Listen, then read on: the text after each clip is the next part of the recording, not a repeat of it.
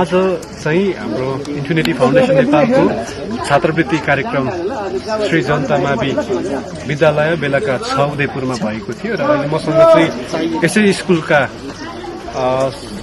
विद्यालय व्यवस्थापन समितिका अध्यक्ष ज्यू मसँग हुनुहुन्छ र उहाँलाई म आजको कार्यक्रमको बारेमा सोध्न गइरहेको छु। उहाँलाई कस्तो लाग्यो? हजुर आजको कार्यक्रम कस्तो लाग्यो, के भन्न चाहनुहुन्छ? हुन्छ, धन्यवाद।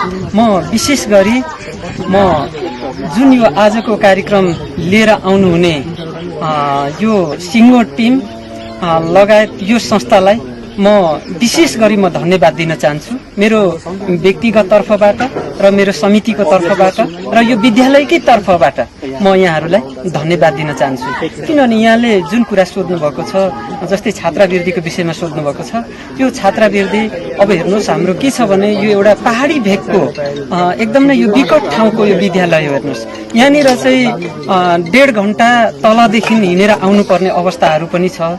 अनि यहाँनिर चाहिँ फेरि बाटो त्यस्तै खालको पहाडी भेगको बाटो हो, कच्ची बाटोहरू के अरे गोरेटो बाटोहरू हिँडेर आउनुपर्ने अवस्थाहरू छ। त्यसले गर्दाखेरि यहाँनिर चाहिँ एकदम नै किनभने यहाँनिर एउटा विपन्न वर्गको जुन छात्रवृत्ति र एउटा जेहेन्दार विद्यार्थीको लागि छात्रवृत्ति लिएर आउनुभएको छ, यो एकदम नै मलाई त एकदम नै खुसी लागेको छ सर, एकदम नै बहुतै खुसी लागेको छ।